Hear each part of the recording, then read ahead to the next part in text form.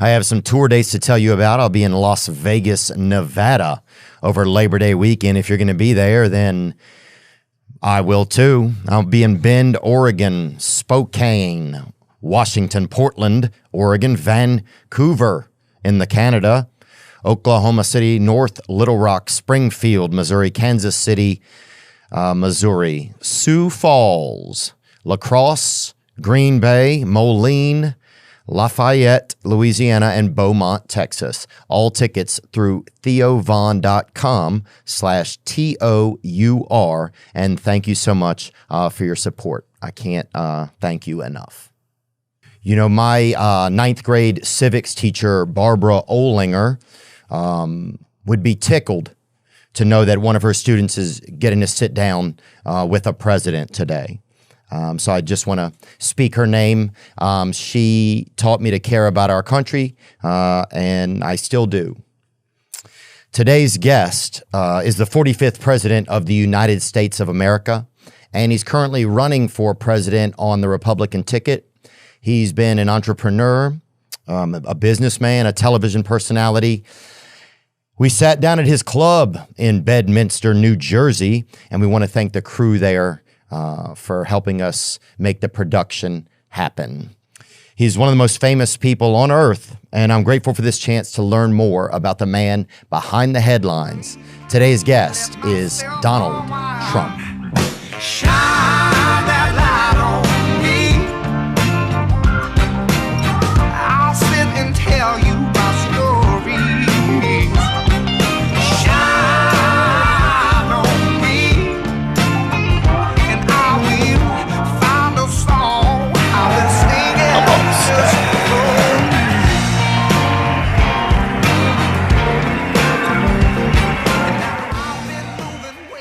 you. But your thing is going really great. My son's a big fan of yours, Barron. Really, Barron is? Yeah. Oh, nice. Yeah, he just graduated high school, right? That's right. He just did. He knows you very well. He said, Dad, he's big. Wow. Yeah, big one. That's cool. So that's good. What, well, that's where it is nowadays, right? Yeah. Well, it's interesting. You know, yeah, I can't believe that we're able to get platforms. And I started in my kitchen, and then, yeah, just evolved out of there. That's fantastic. I mean, it's pretty unbelievable. What does Barron play? Do you want to start? You go ahead. Yeah, we're good. Are we rolling? Yeah, sure. We're good. Yeah, that's yeah. Does Barron play sports or anything? He does. He plays golf and different sports. Soccer. Loves soccer. Very good at soccer. He's a good athlete, Barron. Yeah. Is he gonna go? Has he already picked a college or no? He has, and he's getting set to go in the fall. Good college, a very good one. And he was always a very good student. He's smart guy. Which one of your kids, what's something you admire about each one of your sons? Well, Don is a hunter. He's a great, great hunter, and knows everything about that world and guns and all. He was the first one that said, Dad, boy, you got lucky, because I didn't realize that 130 yards is actually very close in that parlance. And he said, you got lucky. He knew immediately when he saw that. He said, it's incredible, because that's considered a pretty close distance. From how far the shooter was? Yeah. Oh, and the guy wasn't a bad shooter, supposedly. You know, he was a very disturbed guy, but he wasn't a bad shooter. And Eric, likewise, he loves the business. He loves real estate. Also very much of a hunter and understands a lot of things about that. They were sort of, as young guys, they were with their grandfather, and he would take them hunting in Czechoslovakia, and somehow they developed very well. And Czechoslovakia, yeah, damn. Can you imagine? It's a lot of letters even. That's a long time. Yeah. That's a name you don't hear too much anymore, but it was... I'd need a scope just to get through the spelling of that word. That's right. I think, a lot of people. Yeah. But so he'd go, they'd spend time in Europe, and they'd do that. That's where he learned a lot about both of them, really good. With your dad, they would go? No, grandfather. Actually, they had a grandfather who was a wonderful outdoorsman and athlete. And during the summer, he'd take them out into the woods, and they'd go hunting and lots of things, and they loved it. They got to love it. And that's Don, and that's Eric. Yeah, they're funny. Oh, yeah. They have a good sense of humor, too. Like, whenever I see them at UFC, it's like... Yeah, right. Yeah, I just, the first time I was nervous, I think, and then after that, when I've seen them, it's like, it's fun to kind of cut up with them a little bit. Yeah, well, they're good. They're good guys, and they really they get along great with the rest of the family. We all get along great. We have a good family, but I love USC. You talk about a great guy. How about Dana White? Yeah. The job he does, right? Yeah, I want to thank Dana too for helping get us set up together. Yeah, he makes it happen. I like Dana. He doesn't waste words. He doesn't waste time. He likes to, I think, be efficient, and he has seems like a strong sense of integrity for himself. Yeah, nobody like him, actually. It's, there's an expression that everybody is replaceable. Not Dana. Yeah. Nobody could do what he does, and he's made that sport into a big monster sport. Yeah. And it's interesting, and we go there and we enjoy it, go with him. Sometimes we do walk-ons with Dana, and place sort of likes it. Oh yeah, I've been there. Yeah, but there's a video yeah, of us. I was behind you in one video. I'm sure the dogs here will pull it up. But yeah, those are some of my favorite things ever. UFC became my favorite sport during the pandemic because Dana was brave enough to stay open. You know, he was the whole ball game. He was the only sport, and he'd open up in arenas with nothing other than very good fighters. Yeah. And they would be fighting. He had some of the best fights during the pandemic. Yeah. But it was exceptional. There it is right there. See, look. Oh, there you are, and I'm right behind you there. Oh, clapping with that hat on. I'm the white guy in the hat. That's great. That's right. The white guy in the hat is right. That's great. Yeah, I mean, there's a lot of us there, but I was one of them for sure. That's right. Yeah, see, that's me right there. Good sport, isn't it, huh? Yeah. I'm a Dustin Poirier fan. So. Oh, he's great. He was, boy, I tell you, he's a warrior. That last fight he had, whether you like it or not, he is a warrior. Yeah. Yeah, it felt like he didn't get the victory, but it didn't feel like he lost. No, he didn't lose that fight. He really, the man he was fighting was tough. He was tough and didn't expect that same fight. But he oftentimes he makes people suffer. There's no question about it. No, he's a pro. He's a professional. Yeah, he's all heart. He's from Louisiana. That's where I'm from. As that fight went along, he just got stronger and stronger, and he was getting pounded. And he was going to be choked out about 4 different times, and he just wouldn't let it happen. No, you say hello to him. He's good. Yeah, I'll make sure to. He's a really great fighter. There and he cooks Thanksgiving dinner every year. Oh, wow. Yeah. Maybe I'll have to go sometime. Oh, yeah. I mean, he must do good food. He does, yeah. He does some good stuff over there. Yeah, what was the first? Do you remember like the first fight that you ever went to, whether it was UFC or boxing or anything? Yeah, I do. It was Joe Frazier, Muhammad Ali, in Madison Square Garden many, many years ago. And I think that was the first fight I went to. I always liked the boxing. How old were you, remember? Oh, boy, I don't know. You can deduct it from what I am now, but it was a long time ago. But they were 2 undefeated fighters. They were both undefeated. Muhammad became a friend of mine. So did Joe, Jolton Joe. They were 2 great fighters. That fight was incredible. I think they had like many heart attacks that night, literally heart attacks in Madison Square Garden. I think it was Madison Square Garden. And the fight was so unbelievable. 2 undefeated heavyweight champions of the world. There was no UFC and there was no competition really. It was it. Yeah. And so you had the 2 guys. Remember that Muhammad wasn't allowed to fight because of lots of different things. And he was a terrific guy. Both terrific guys, very different. And they finally made it happen? They finally made that bout happen? So they had 2 undefeated heavyweight champions fighting. And who took you to the fight, you remember? I went with my father and my brother, Robert.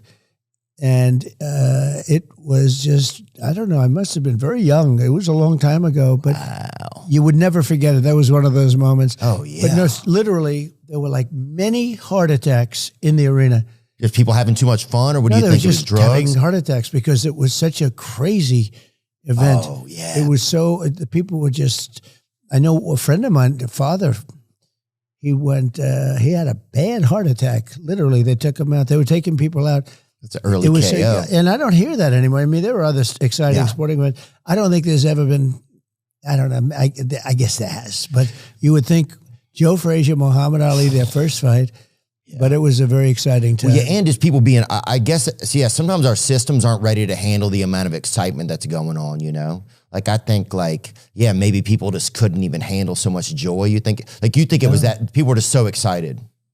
They had heart attacks. Yeah. I mean, they just had, I guess they do it, maybe Super Bowls or something. Oh, people have heart attacks eating a thick soup, you know? So it's like, I'm not surprised that something so awesome like that would make your heart be like, yeah, I'm out. Yeah, but I never hear of it, and I'm sure it happens. Just that one. But we had an exciting event the other night with Elon Musk and me. I listened. We had a pretty big audience for that one, I can tell you. Yeah, I listened for probably about like 20 minutes. I thought it was cool. It was. I think the tough part was just like it would have been neat if you guys could have been in the same spot, But I still thought it was exceptional. I heard the audio was great, and actually they put out a clear tape of it because they had clear tape. Oh, nice. They had so many millions and millions of people watching, like record numbers of people. And I'm trying to figure out, we're on a cell phone, or I was, and, that's a lot of people coming into a cell phone one way or the other. Yeah. But I heard some people had a problem with the audio. I don't know. I don't do that thing. That was done. And we had a great conversation. It was for 2 hours and 15 minutes. They just put out a clear tape of it, a perfect tape of it. But yeah, I sounded, I think I sounded, somebody said your voice was distorted or something. And I guess it happens. Look, it was such a big thing, such a big audience, but I would have loved to have seen the clear tape originally. They put it out right after the show. So now it's a clear tape where a perfect tape done there. Yeah. But when it goes through different phone systems and everything else, you think if we were together, that doesn't happen then? Because I think his voice was more clear than maybe because he was the one who was like initiating the call. I'm not sure. Yeah, I'm not sure about how all that works. But yeah, I know that in post a lot of times they can tighten things up and make it better. It's amazing how Elon, like, the cost to really have your own voice in the world is $44 billion basically. Yeah. Well, if you want to have your voice, like, what I'm saying, he has his own channel, and he does what he wants to do. Yeah. And he's a fantastic guy. And he's a brilliant person, and the country should be very proud of him, actually. I have Truth, which has been very successful.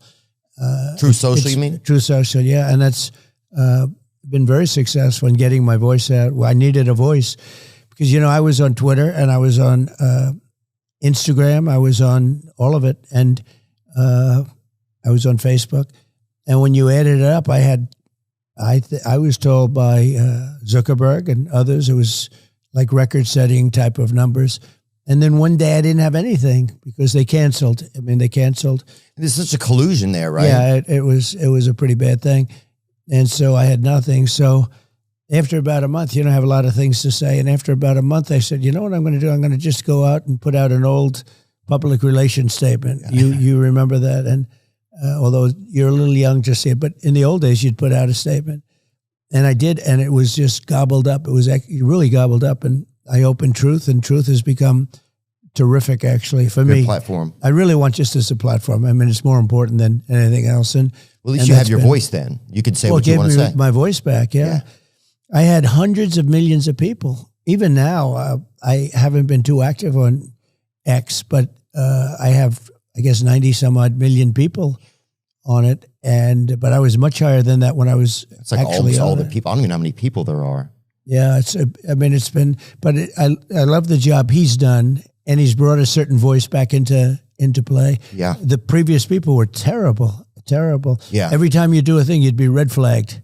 They'd put up a red flag. Every statement you made, you'd be red flagged. Yeah, it's almost like, it's like when you have a babysitter and they don't want to have any fun or whatever. Yeah, right. That's kind of the vibe I got. When you, because I see you at the fights. I see you, sometimes you'll sit right by Dana, and sometimes I'll sit, like me, I'll go with like David Spade sometimes as a close friend of mine. Good. And, I'll see you coming with Kid Rock, and, and you don't drink at the fights. By the way, Kid Rock is, he's terrific. He came to the convention. He knocked everybody out. He was fantastic. He's a great guy. He's just a great guy. He's popular, very popular. Oh, he's a real dirt serpent too, dude. He's a freaking legend, Yeah, he's a legend. He is a legend, I guess, in a true sense. Oh, 100%. People love him, dude. Look at him. I went to his show not long ago somewhere, and people, I think some guy had a heart attack there too, but it was like, it was more funnel cake related, I think, type of vibes. He draws big crowds, actually. It's amazing. I saw one. He was out someplace recently at 80,000 people. He's big stuff, but he's forget about that. I call him Bob, named Bob, right? It's Bob, Kid Rock, but it's Bob. But he's a really good guy. And I've been over to his house He's a cool cat, right? Yeah. Oh yeah. I mean, I live in Nashville. Right when I got into town, he hit me up one night and was like, "Hey man, I'm having a birthday party this week and you should come." And I didn't even know him, and it was nice of him. And since then we've done a lot of fun stuff together. His brother's missing a leg too, which is crazy. He looks like the lamp. Have you ever seen that movie, The Lamp, like from like a Christmas Story or whatever? Yeah, I don't know. Yeah. But he's fantastic. The family, the father I knew very well. He just passed away. And it was tough. Oh, you knew his dad? For the brother. I did. And he was fantastic. Yeah. I got to know him through knowing Bob. And I tell you what, it's just a fantastic family, the whole family. Yeah. No, I love Bob. He and I joke around together a lot. We've spent a lot of time together. Look at his brother right there. That's right. The dude hits. And you know what? He plays too. golf and he plays well. He hit a perfect drive with me. I said, "Do you play?" We were on the 17th hole. I said, "Do you play?" He goes, "Yes." I said, "Oh, really? Do you want to hit a shot?" And he said, "Okay." And he got up. Well, it was very hard for him to put it was really a tough situation because he has to get the ball in the ground and the tee and everything else. Nobody did it for him. And he did it. I mean, he goes to the ground and he did it, gets up. He swung, and I'm a good golfer. He had a perfect shot out to the right with a little hook. Nobody knows what that means in your audience probably, but that's like a perfect shot. And I said, "That is perfect." He said, "I'll do it again." I said, "Don't do it again because you'll never be able to hit a shot that good." And it was really amazing. He's great. And Bob really. He'll do it again too. They He's a love the repeat family. offender. They they're they great. really have an amazing family. Oh, They no, love Bob's great. I've been to parties at his house. One thing that's really nice about him is I'll go do something with him, and then like a few days later, he'll send a nice note, or he'll send like a photo, like a frame photo, and just say, "Hey man, I had a nice time." Yeah. Yeah. I noticed at the events you don't drink, and you don't drink or smoke, right? I don't drink or smoke. No. You never have. No, I never have. I had a great brother who taught me a lesson. Don't drink. And he said, "Don't smoke." He smoked and he drank, and he was a great guy. He was a very handsome guy. Is he older? He was older? Quite a bit older, yeah. And he had a problem with alcohol and smoke a lot. But, I tell people, no drugs, no drinking, no cigarettes. Yeah. I tell that to my kids all the time. I'd say, no drugs, no drinking, no smoke. And that was tough. He'd always tell me, he'd say never. So he was, really old enough that you would look up to somebody, and I'd look up to him anyway. Did you admire him? Yeah, I admired so much about him. He had so much going. He had the look. What was his name? Unbelievable personality, like an incredible personality. What was his name, Donald? His name was Fred Trump. And he had a problem with alcohol. He got addicted to it because they say alcohol is tougher than drugs to get off of. I don't know if you've ever heard that. I'm in recovery, actually. I've been in recovery, so like most of the last 10 years. From alcohol? From drugs and alcohol. So which is worse?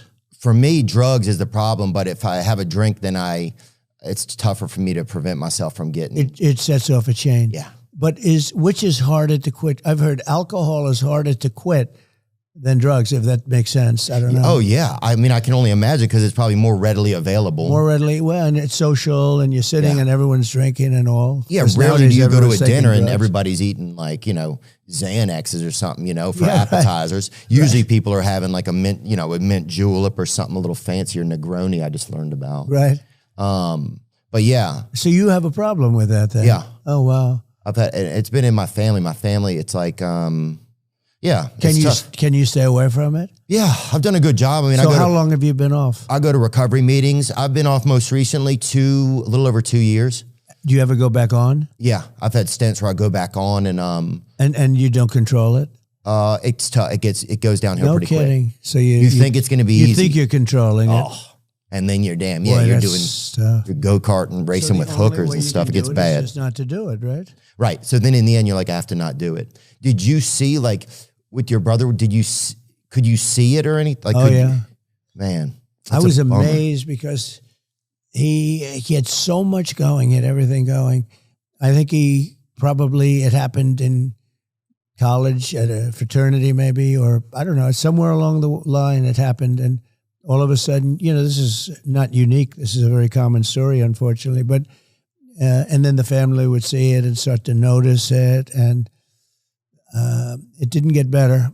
It didn't get better. I was amazed. He lived for so long in bad conditions. In terms of, I was amazed that his body could hold out. It held out, and it had bad moments, but his body was unbelievably strong that it could withstand this. Yeah, it's a body. Your body's just so resilient. Yeah. Do you remember the last time that you saw him or spent with him? I do, and I'm sorry to ask you about it. Is it all right? Yeah, no. It's the reason it's good talking about it is it might help other people. If it helps one other person, it's worth the conversation. We talk about that stuff a lot on our podcast. Yeah. A lot of our audience struggles or has struggled with alcoholism, addiction, intimacy disorders, all types of stuff. So it's like it's pretty kind of normal conversation, but. The interesting thing is, and I tell people, so I never had a cigarette and I've never had a glass of alcohol. And my brother was incredible. He would tell me, because he knew he had a problem, and he'd say, don't ever drink, don't ever smoke. He'd always add smoking because he did smoke a lot, which is, not very healthy. But he'd say, don't ever drink, don't ever drink. He'd tell me every time I said, don't ever drink, because he knew he had this addiction. And I never had a glass of alcohol. Never, ever did I have a glass of alcohol because of him. And I would say that if I did drink, I could, conceivably be the type of personality that would have, like you, that would have a problem. But I never had. And the only thing I say to people is, if too late for the people that you're talking about, but if you don't drink, you don't miss it. I mean, I don't even think about alcohol or right. Anything. It's not a part of your world. I don't think about cigarettes. I don't think about any of that.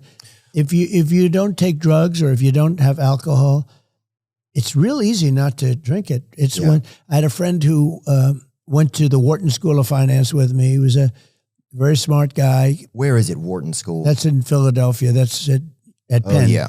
Rocky. Right. And it's a great school, great business school. And it's part of the University of Pennsylvania, the business school. Oh, it's nice down there. Yeah. My friend's brother went there or something. Well, we ate near there once. Then he was smart because it's a great school. But this person that I met, he hated the taste of scotch. Hated it. Couldn't stand it. But he insisted on having it because he felt it was important to be able to drink. I said, no, just don't drink. He said, to be successful in business, you have to sort of interact and you have to drink. And I said, don't do it. Anyway, he became an unbelievable alcoholic. Uncontrollable alcoholic. Oh, I thought you meant like one of the best. Yeah, and he died. He was but he hated the taste of scotch, and he couldn't live without it. Wow, literally. Well, I think I notice a lot of in the recovery rooms and stuff. It's a lot of people that they're missing something inside of them, and so they take on so they want to try and fill it up with something else. Yeah. Do you remember the last time that you spent with your brother? I do, and he'd have periods where he'd get sick. Very sick, and we thought we'd lose him or we lost him. Then he'd get better. And that happened 5 or 6 times. I mean, you thought you lost him, and then he got better. And it was amazing. I mean, he was, in a certain way, very strong in that sense. And I just tell people, it's so tragic. Don't drink. Just don't drink. Yeah. And you're not going to have a problem. Like even you, if you didn't drink, you would never, but you probably maybe wouldn't be successful like you are. It's part of your story, right? It's helped me a lot. Yeah, because I don't know what would happen probably. I think it's just too risky. It is risky. What's something that you miss about him, or what's something that you miss about him, Fred? Well, he was wise in a sense. I mean, think of it. He's got this problem, and it was very important for him to convey to me not to have this problem. And I couldn't have been successful if I had that problem. Yeah. If I had that problem, and I think maybe I'm a personality type where I could have had the problem if I drank. But if you don't drink, you're never going to have it. I mean, I don't miss when I see somebody light up a cigarette and just they're in heaven. I don't miss that at all. It's weird. It's so it's very Native American too. Isn't it crazy? It's bizarre. And I think sometimes our older brothers, they kind of they take the speed bumps for us, as younger brothers, so that we don't have to. You know what I'm saying? Does that, you know what I'm talking about? Yeah, my brother went through a lot of stuff so that I didn't have to go through it. And then I get to see him and learn. Is he okay now? Yeah, he's doing great now. But it's Yeah, that's one of the blessings, I think, of having an older brother. Well, you can learn through history, too, even if it's not a brother. It's by watching other people. I mean, you can see if you have a friend who's an alcoholic, or even just by reading about people, you can learn. Oh, yeah. It doesn't necessarily have to be a brother, but in this case, it was very personal. It was a brother, and I learned not to drink, and I learned not to smoke cigarettes. Now, I don't know that I would have smoked cigarettes. I probably would have drank. I think, there's no reason not to drink, but I had a reason because he told me, just that was it. Don't do it. Yeah. Yeah. That was kind of a blessing then, huh? Yeah. And where did you guys ever do anything fun together? Like one nice memory that you have with him? He had a great talent for flying. He was a pilot. Oh, sweet. And he loved it. And did you ever fly with him? I did. I flew with him. He was a great pilot and a very talented. Other pilots would come to his house to study with him. Watch him fly. And he was really talented at that. But ultimately, he had to give that because of the alcohol. He had to give that up, which was a hard thing for him to do, but he had to give that up. Election Day is coming up on November 5th. And there's this really cool website, sendthevote.com, that makes it easy to register to vote. It's nonpartisan, which means they don't care who you're voting for. They just want to make sure you can vote. Head over to sendthevote.com. They'll help you sign up, register, and even check if you're good to go. I'll drop a link in the podcast description. Let's all get out there and cast our votes this November. Again, that is sendthevote.com. sendthevote.com. AI might be the most important new computer technology ever. It's storming every industry, and literally billions of dollars are being invested. So buckle up. The problem is that AI needs a lot of speed and processing power. So how do you compete with costs spiraling out of control? Well, it's time to upgrade to the next generation on the cloud. Oracle Cloud Infrastructure, or OCI. OCI is a single platform for your infrastructure, database, application development, and AI needs. OCI has 4 to 8 times the bandwidth of other clouds, offers one consistent price instead of variable regional pricing, and of course, nobody does data better than Oracle. So now you can train your AI models at twice the speed and less than half the cost of other clouds. If you want to do more and spend less, like Uber and Databricks Mosaic, take a free test drive of OCI at oracle.com/Theo. That's oracle.com/Theo. oracle.com/Theo. Yeah, it's crazy. That's the wildest thing to watch is people losing everything, Yeah, no, they lose everything, and many, many people. And in those days, it wasn't drugs. It wasn't like don't drink, don't take drugs. I don't think drugs, I don't even know whether they're even a factor. They happened pretty long time ago, but I think in those days, I don't think were drugs a factor. You go back 25 years ago. Not like it is now. Well, certainly not like now. And that actually takes me into something else I wanted to talk about. Like alcoholism and addiction is something that's really ramped up, even like you're saying, like in the past 20, 30 years in our country, right? And during the opioid epidemic, they estimate that like almost 600,000 people died. Yeah. And that doesn't even include the broken hearts and the deaths of families and circles of trust, all, just people that lost a brother. It doesn't even include the actual, the siblings, right? And so the ripple effect of that is huge. And there's that Sackler family that pretty much got away with it. They had a financial slap on the wrist, but we're one of the only countries that allows drug advertisements and pharmaceutical companies to advertise on television. Like, what do you think are things that you can do to help curtail that when you get into office? So, well, we did a great job. Does that make sense or not? Yes, that question? It does make sense. And we had committees, blue ribbon committees in certain cases, but committees that would meet. The big problem we have is, fentanyl is probably the biggest. Opioid is bad. Opioid is bad too. Yeah.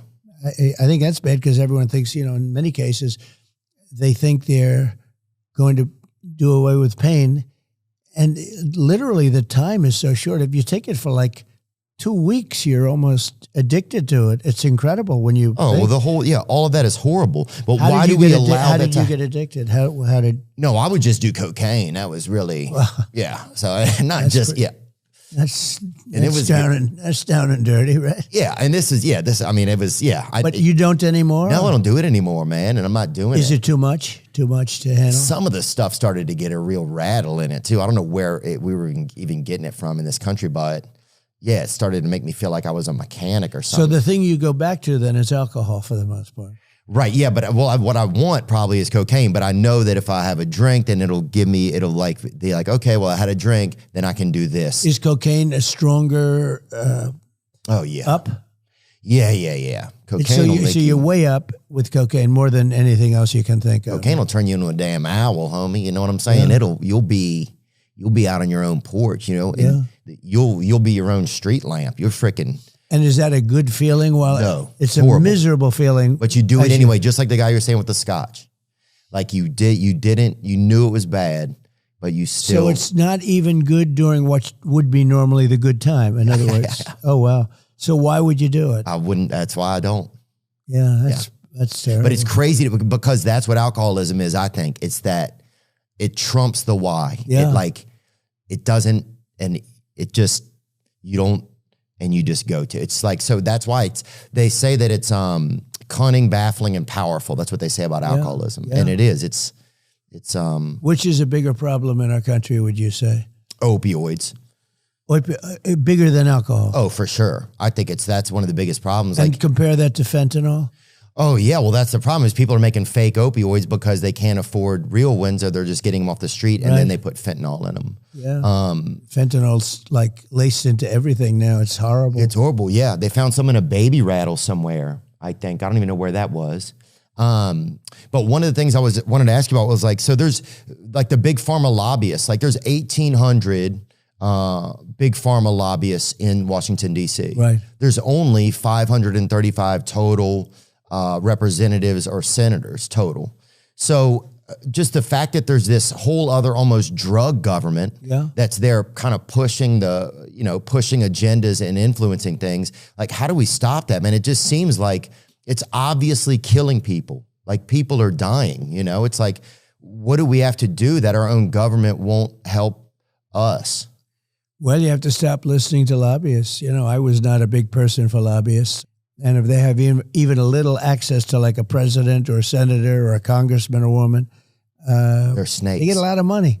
Yeah. And in some cases, they just take the money. They don't do anything. But you have a lot of lobbyists in Washington pushing, and certainly a lot for all of the things that we're talking about, including winning. Alcohol. The lobbyists are winning, it feels like. Yeah, they're winning. They're making a lot of money, absolutely. Can you stop that? Can a president stop that? Like, how do we stop that? Well, one way you could stop it is to say if you're going to go into government, you can never be a lobbyist. In many cases, they have rules and regulations where you can't do it for 4 years, 3 years, 5 years, whatever. You mean be a lobbyist after you were an elected official? I mean, you could. Is that what you're saying? You could say that if you're an elected official or if you work in government, you can never be a lobbyist. You have people that work in government and they give out contracts to the military. And then they leave and they work for the people that they're giving out contracts to. That's exactly what happened with the Sackler family, with the drug companies. They hired people that were on the FDA to work for them so they could loophole the laws. Yeah. But can we outlaw lobbyists, or we can't do that? Well, there's a whole constitutional thing there. I mean, can you make somebody never, ever go into the business if you work for government, and especially if you're giving out contracts? In other words, you're a powerful person within some industry, the Navy, the Army, anything. It could be military procurement, etc. There's a whole thing there's a whole question as to you give out a contract and then all of a sudden you're working for the person you gave out the contract to, or the company that you gave out the contract to. Right. It's like you're playing both sides of the net. Well, it's obviously a problem, and it's a big problem, and we were doing things about it, but then we had to get down to other business. We had to solve we had a lot of problems with this country. A lot of problems. It's pretty clear that the establishment doesn't like you, I would say. What do you think? Well, I think the people like me. Oh, yeah, the because people. We're leading now in all the polls. We're leading in Rasmussen just came out a little while. Rasmussen's a very highly regarded poll, and we're leading by 5 points. Rasmussen poll. And others also, and we're doing well. But I think the people like me a lot. We agree. won, and then we did. No doubt. So we won in 2016, and then we did much better in 2020. Much better. Got millions and millions more votes. And why does the establishment keep trying to sink you? Like, what is it that they are so afraid of? Well, in some cases, the things we're talking about right now, they want to sell product that I'm not interested in. They want to have certain boats and certain ships and certain planes and certain everything bought. Pharma is another one that's, interesting. Or do they push back against you think? Yeah, I think they do. Well, yeah, I think it's pretty obvious that they do. In one way, that's a positive thing politically, because when you can show that they push back, the voters seem to like it. But we have a lot of popularity. We have a lot of people that want to see me come back and win, because we had a great time. We had the greatest economy in history when I was president. We had my cousin got a boat. Numbers. Yeah, we had the best job numbers. African American, Hispanic American, if you look, Asian American job numbers, women, men, everybody. We did a lot of good things. We cut taxes more than anybody else, including Ronald Reagan. We cut regulations, which created jobs. We had a great period of time, and I think the people want it back. Based on what I'm seeing, the people want it back. One thing that you did recently, we had Bernie Sanders on, right. And interesting. I know that's very interesting. Certainly, you guys don't agree on a lot of things, but I think you both acknowledge how horribly rigged the healthcare system is against the American people. Because hospitals and insurance companies get away with hiding their prices from all of us, and literally they can charge whatever they want. It's like you sign up and say, yes, I'll pay. You trust the hospital, but then you get home and the bill it's whatever, which pretty much feels like some form of extortion to me. That's what it seems like to me. It's a form. Yeah. But you had an executive order where you created a federal rule forcing hospitals and insurers to publish all their prices. Yep. Right? So that people would be able to know, okay, if an MRI costs $600 here and it's $5,000 there, then I can go here and save myself money. Right. But that hasn't even been enforced. Like hospitals... Biden got away with it. Hospitals and insurance companies, they're still not showing their prices. They hated it. Of course they did. And because it would have made it very competitive. And Biden let it go. He never enforced it. And to get that approved was a big deal. And that would have brought down the price of so many things. Not only, just care, right? Care, physical care, mental care. That would have brought down the cost of care by 50, 60%. And Biden and Kamala didn't press it. It was a big thing to get it, but I'll be pressing it. And because I'll be pressing it, there are some people that are vehemently against it for financial reasons, for money reasons. But those people can go to hell, dude. That's insane. Yeah, no, they're bad people. Especially because one of the leading causes of bankruptcy in America is medical debt. I mean, that's crazy. It's pretty crazy. I don't even think I made that up either. No, it's when you think of it. At first, when you said it, I said, "Wow," and then I'm thinking about it. I said, "It's really not a wow." I understand it. Yeah, tremendous lobby, tremendous powerful lobby. Well, yeah, because think about what else is going to put you in medical in that much of a debt. It's like I believe that's accurate. Who's behind the healthcare? Insurance, that whole thing, like who's behind it all? It feels like Chuck Schumer is this kind of like deviant mastermind back there somewhere. Well, he's one of the people that is hurt, and he's one of the people that keeps the prices high, and he's gets a lot of contributions from the people on the other side. And him and plenty of other people, a lot of people. It's a very powerful lobby. But wouldn't they? Why do the most powerful lobby? The lawyer lobby. That feeds into that also. It all feeds into it. Wait, hold on, just so I understand, Donald. Sorry. So that lobby is a very powerful one. Yeah. But why do those people want people to suffer though? Just so they can make money? Yeah. That's crazy. Yeah. It really has to do with money. That's crazy. How much money do they probably need? start off by saying this is terrible, and then they eventually say, well. But can we just as a country say, hey, how much? Okay, you need $3 million. We'll give you that. Fuck off. Yeah. We want to be healthy. Yeah. Like, can't we make a deal with those people? They're very tough to deal with, and they've been taken care of by drug companies and others for years. You know, you have politicians that have been for years being taken care of by people that make a lot of money, and they want to keep making a lot of money. And it is, I mean, in that case, it's not a power thing, it's a money thing. Yeah. A lot of money. What are some of the other lobbies that are out there that we don't even know about? Well, the most powerful lobby is the lawyer lobby, I would say. The teacher's lobby is important or powerful, sometimes really to the detriment of everybody. But the most powerful lobby is probably the lawyers. Who would think that, right? But they have, that's why if you wanted to get rid of court cases and cut down litigation costs, which in this country is out of control, loser pays. Crazy. What you do is you go loser pays. In other words, the loser of a lawsuit has to pay for the other side, has to pay back all the money the other side spent. You think that would solve it? Yeah, it would get rid of 75, 80% of the litigation. We are a very litigious country.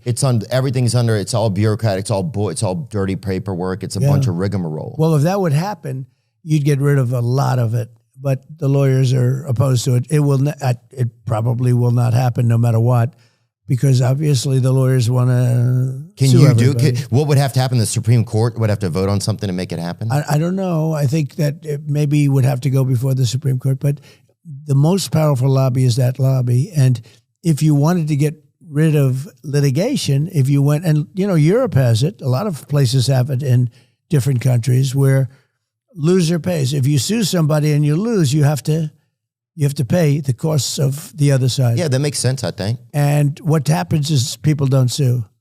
It's a tremendous difference. But this country, the lawyers are very much opposed to it in this country. It's too bad. Yeah, man, it's just pretty heartbreaking, I feel like. There was a rumor that you almost had RFK Jr. as a potential vice president. No. Okay. Just a rumor. Yeah, I like him. I've always liked him. But yeah, I like him too. Bobby and I are friends. He's a friend of mine. I've known him for years. He's a good man. Yeah.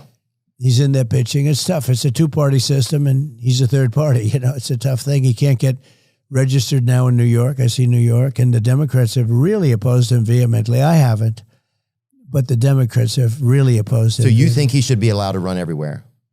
Well, the laws don't allow that. Okay. And the laws don't allow, unless you have 15 or 20%, whatever it is, they don't allow you to debate. You don't have to debate, so you can't get on the stage. You can't. And the debates are very important. I mean, I had a debate with Joe Biden. Oh, yeah, and that was a very meaningful, that was a very consequential debate, to put it mildly. Well, yeah, they took the hand out of the puppet after that. Well, they wanted to debate. They gave me everything that I didn't want, CNN. And then they gave me Dana Bash and Jake Tapper. Now, remember this. They were very straight during that debate. I gained a certain respect because Jake Tapper, who I call Fake Tapper, but I don't do that. I saw him at Whole Foods. I don't do that so much anymore. You did. Mm-hmm. But I thought they were very even-handed, if you want to know the truth, during the debate. I didn't feel like the moderator. I didn't feel like they pushed a lot of stuff. They had certain pressure on them to be even-handed. I think it's hard to not do that. But they were very even-handed, and it was a great debate, but a very important debate. Well, after that, it seemed like suddenly everybody had been like, oh, Biden's fine. In America for like 18 months. Like my dad was really old when I was born. My dad was 70 when I was born, right? So I don't like seeing senior citizens take advantage of, right? I felt like that happened a lot when I was a kid. And so I think for me, it reflected on me like, it made me really angry because I was like, I know this guy's not well. It's not fair to pretend that he's well. Yeah. It's not fair to him because he doesn't know you're pretending, you know? And it just seemed like the cruelest thing you could do.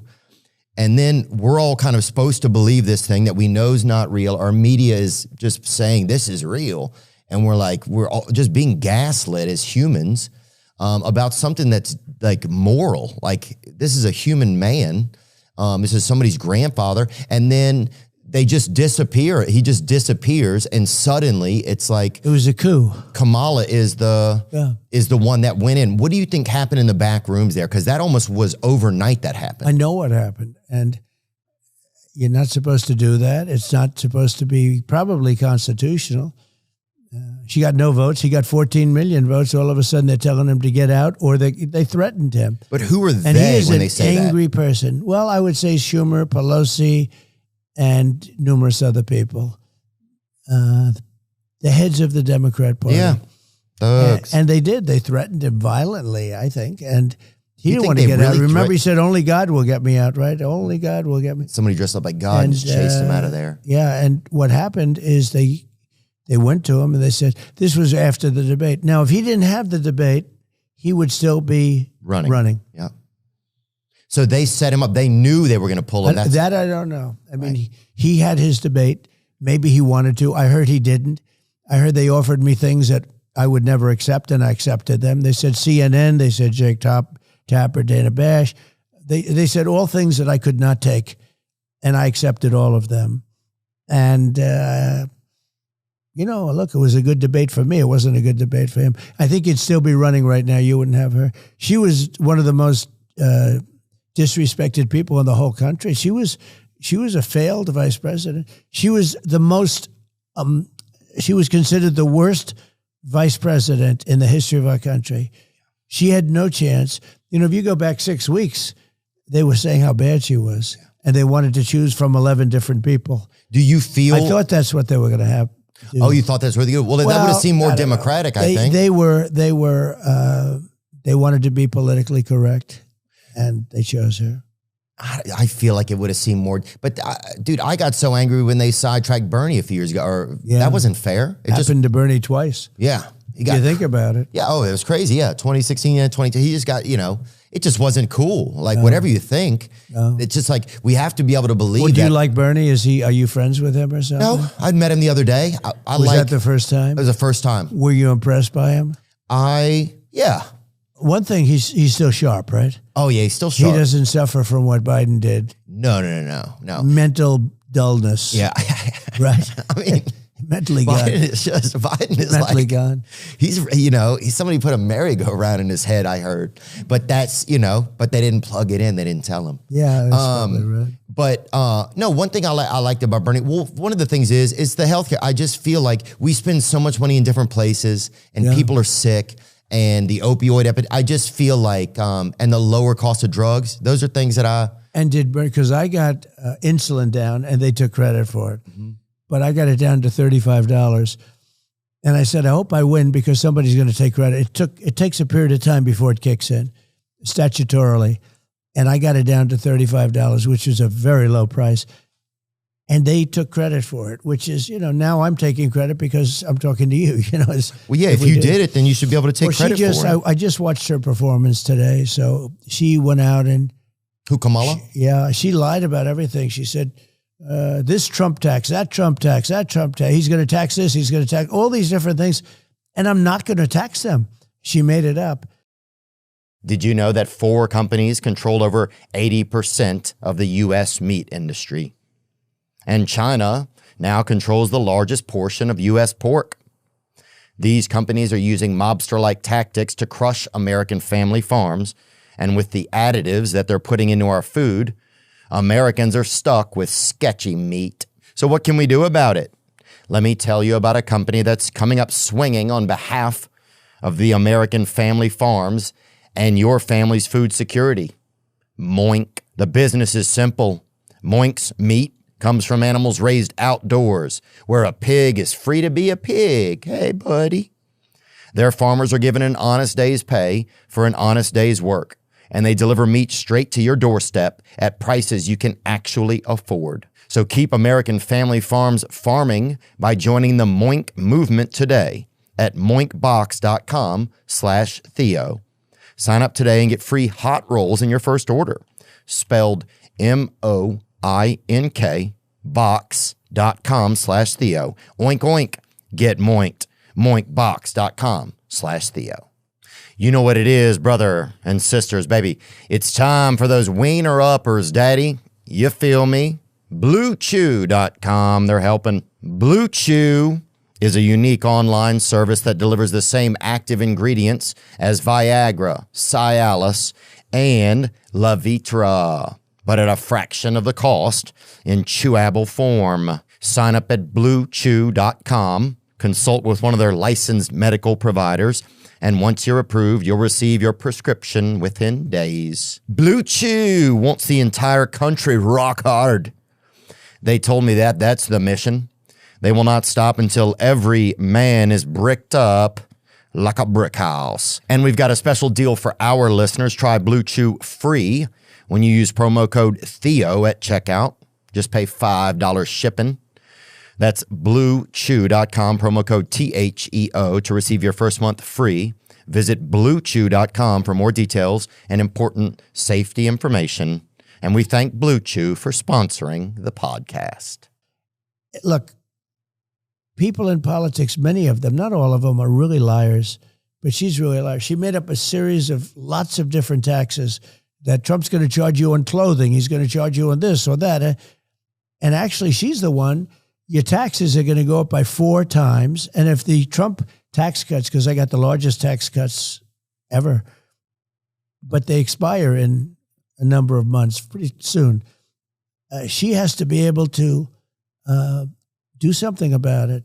And she's unwilling and incapable. I'll tell you what, if she's the worst vice president ever, he's the worst president ever, a deadly combination. And we have a country where the borders are bad, where the world is blowing up. You look at Israel, you look at Ukraine, you look at all the different things that are happening. Oh, She has no clue. And you know what I say about her? Why don't you do it? You know, she complains about everything. She's been there for 3.5 years. Why don't you do it? All you have to do is say, why don't you do it? Why didn't you fix it? You could fix it right now. Don't, do whatever you're doing. Yeah. And she won't talk to you, and she won't talk to anybody. She won't be interviewed. She's welcome to come on. I would love to get to talk to her. I'm sure she'd be very exciting. Actually, you could make her exciting, probably. You think? Yeah, I think so. Somebody said she's a good roller skater. That's what I heard, which is crazy. That's about it. Yeah. I mean, look, we're going to wrap it up soon, okay? Yeah, is that what you're saying? Okay, done. Sorry. Speaking of Kamala and speaking of the border, we had 2 Border Patrol agents that came on in the past 2 years, right? Because we wanted to learn about it from people that are there on the ground. And one of the things that we found out was a lot of times they keep arresting the same people because the people that are coming in illegally aren't being prosecuted. That's one of the biggest problems they were saying. What can we do differently to make things safe at the border? It's the fact that a father can't sleep at night because he doesn't know who's going through his yard or going through it. It's just not fair. It's not what you sign up for when you're an American. What are you going to do differently? So the borders, I did it. We had the best border. Oh, the wall, they should have kept it. I agree. We had the wall built. We had more going to come long beyond what I promised. I built hundreds of miles of wall, and it worked. Walls work. Walls and wheels. I say it all the time. 2 things, they never get obsolete. Well, wheels and walls. Well, they also supplied infrastructure. Like, people don't understand, the wall also was a place where Border Patrol agents could go to get water, to get food, to rest. It provided like a shelter out there as well. It worked. They're in the middle of nowhere. They said it worked. The two that I've spoken to said it worked. And I was going to do 200 miles of wall. We had it built, and to the specifications of the Border Patrol. We were going to put it up. And it would take 3 weeks to put it up. That's an additional 200 miles to fill up certain areas that, when you make the wall, then all of a sudden they start coming through other areas. We had it wired, and they wouldn't do it. They wouldn't put it up. And I realized they wanted open borders. Kamala wants open borders. She's going to have open borders. We'll have 50, 60 million people because of them. Sick. We have over 20 million people, in my opinion, right now that came into our country. Many come from prisons, jails, mental institutions, many terrorists. Do you know that other countries now, their crime rate is way down because they're sending all their criminals to us? It's a party. They're sending all of their criminals to us. And who would take this? Why is this a good thing? It's a horrible. She should be ashamed. And, she was the border czar, too. He put her in charge. She was the worst border czar in the history of the world. She's a roller skater. That's what somebody told me the other day. She's terrible. But what are you going to do? What's going to happen with the border when you're back? We're going to seal the border, and I had it very well sealed. We had the most successful border in the history of our country. We're going to seal the border. We're going to finish up certain areas of the wall because they didn't do it. And we're going to have an unbelievable border. And we're going to spend a lot of time getting the criminals out. Look, we have murderers in our country now. I don't think people should be allowed to be in our country if they're criminals. Well, then you're going to be very unhappy to know that we have a lot of people, hundreds of thousands of murderers. We have people, drug dealers talking about drugs. It's not even believable that they'll do it. So what they've done is they've allowed murderers, people in prisons, people in jails, people in mental institutions, insane asylums, and terrorists to pour into our country by the hundreds of thousands. And they are in our country right now. And the country that brought them out said, if you ever come back, we're giving you the death penalty or we're going to kill you. Well, in Brooklyn alone, there's a huge building that is housing just Haitian people. They're just housing this wandering around Brooklyn all the time. My friends are telling me. They have some rough people too, really rough people. So if you get reelected to the board, you're going to continue that project. Well, we're going to make sure it's safe. We had the safest border and the best border in the history of our country, and now it's a disaster. Somebody invited Biden to the border, and they said he went to a Borders Books, dude. And I was like, that's... Well, they invited her, and she went to a place that doesn't have a problem, you know. She's a disaster. She is the worst vice president. It's the worst administration in the history of our country. She's a part of it. And she won't do an interview. She would never do an interview like this. She won't do an interview. I want to learn more about her. Well, I think you should ask her to come on. Tell Barron I said thanks, man. Good. Yeah. He's a big fan. I hope to get to meet him someday. He seems like a neat kid. Yeah, he is. He's great. Is he? Yeah. And yeah, thank you for your time. I can't believe that I got to be able to sit down with you. I'm grateful to Dana White as well for setting this up. And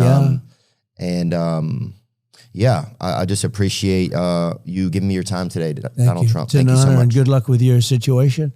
Yes, You're going to do it. You beat it, right? You beat it. Good luck with it. Thank you, brother. Thank you very much. Now I'm just floating on the breeze, and I feel I'm falling like these leaves.